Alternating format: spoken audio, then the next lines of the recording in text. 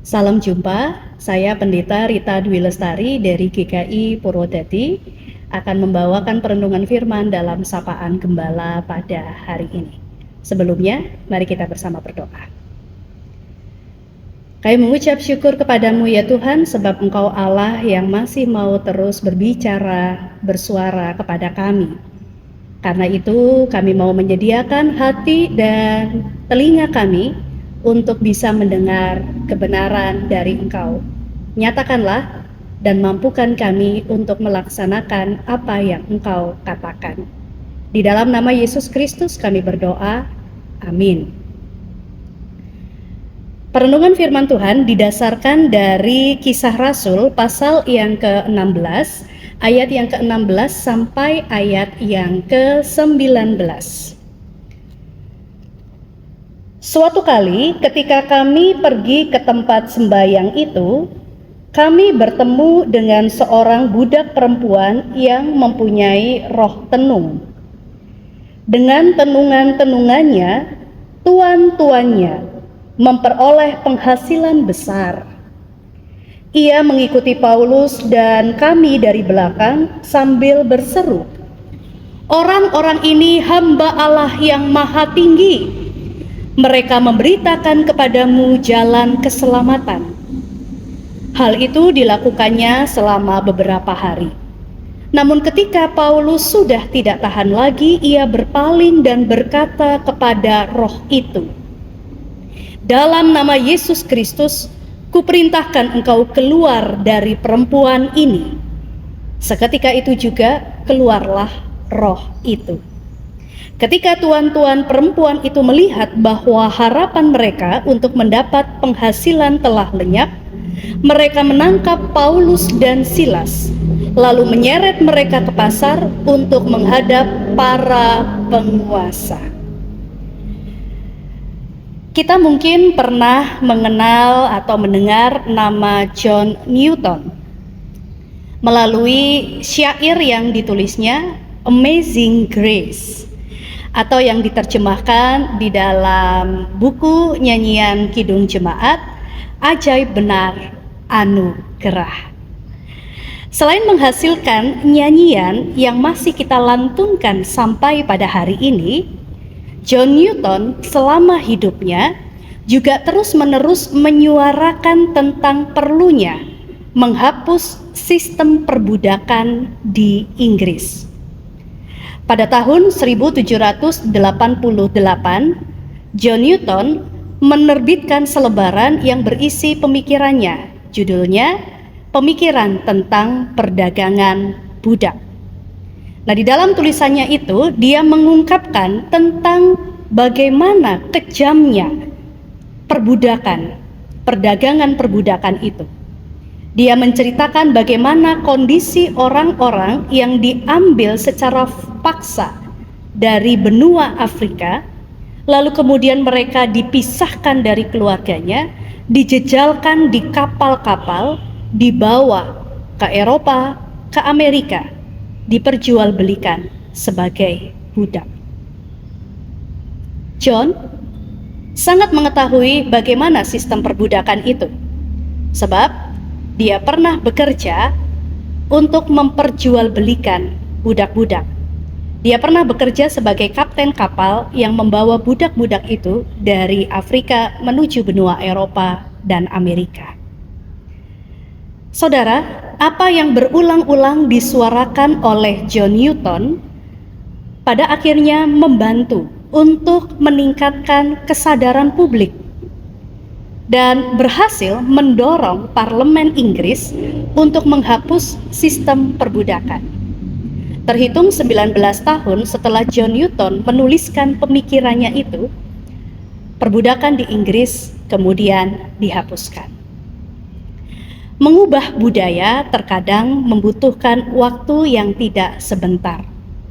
Nah, oleh karena itu dibutuhkan iman, keberanian, dan ketekunan untuk membentuk perubahan.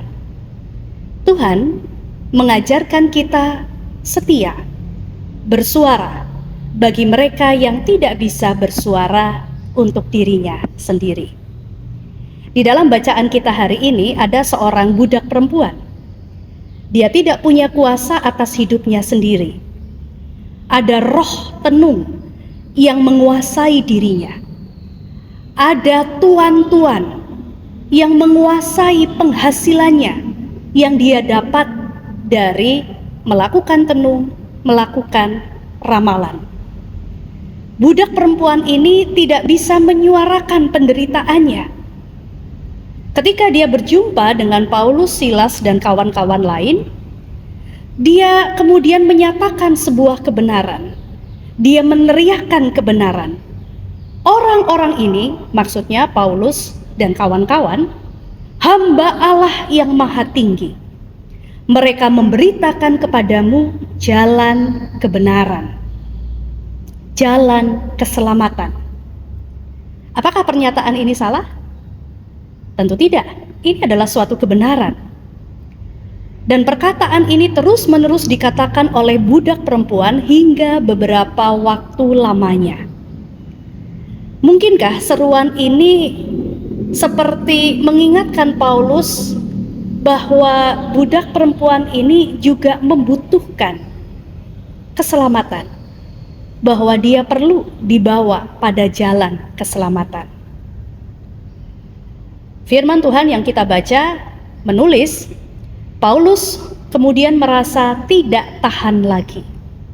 Dari bahasa aslinya, kata ini bisa berarti ada rasa terganggu, rasa jengkel, tetapi juga rasa pedih, khawatir yang mendalam.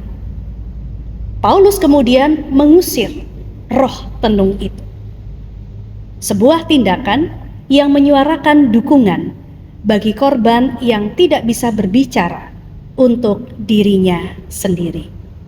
Nah, akibat tindakan dari Paulus ada 3. Yang pertama, budak perempuan itu bebas dari kuasa roh tenung. Artinya keselamatan dari Tuhan dinyatakan. Yang kedua, tuan-tuan dari budak perempuan ini kehilangan penghasilan.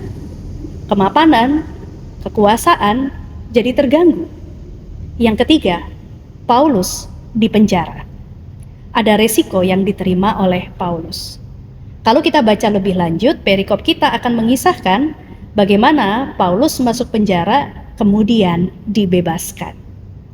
Dan di dalam penjara, dia punya kesempatan membawa kepala penjara bersama dengan keluarganya untuk juga percaya kepada Yesus.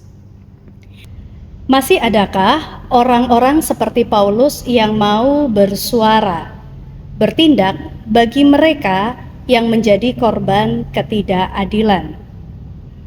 Saya yakin ada, dan mestinya semakin banyak yang mau bertindak menghentikan praktik yang salah meskipun itu tidak populer dan beresiko. Entahkah itu dilakukan di lingkungan terdekatnya, dalam relasi keluarga, dalam pertemanan, di dunia pekerjaan, di dunia bisnis, dalam pendidikan, dalam hidup bersama, berbangsa, bernegara.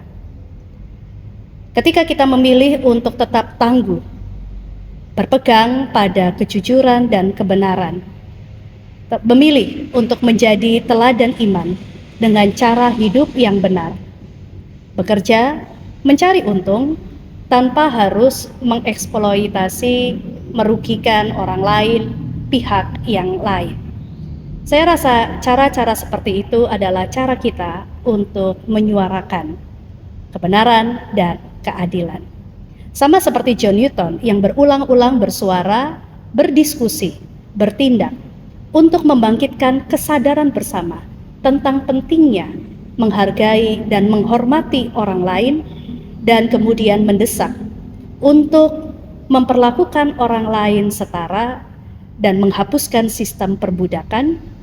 Maka kita pun diajak untuk setia, berintegritas, tekun, melakukan apa yang adil dan yang benar. Mari kita bersama tunduk kepala, kita berdoa.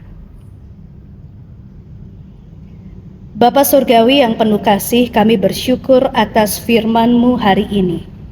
Kami diingatkan bahwa Engkau adalah Allah yang membebaskan dan memulihkan martabat manusia. Biarlah hati kami peka, terus terusik, sehingga hati kami tidak tahan ketika melihat ketidakadilan, eksploitasi, dan belenggu dosa yang ada di sekitar kami. Berikanlah kami keberanian, seperti Paulus, untuk bersuara bagi mereka yang tidak dapat bersuara dan untuk mengutamakan kebenaran di atas keuntungan materi ataupun kenyamanan pribadi. Amin.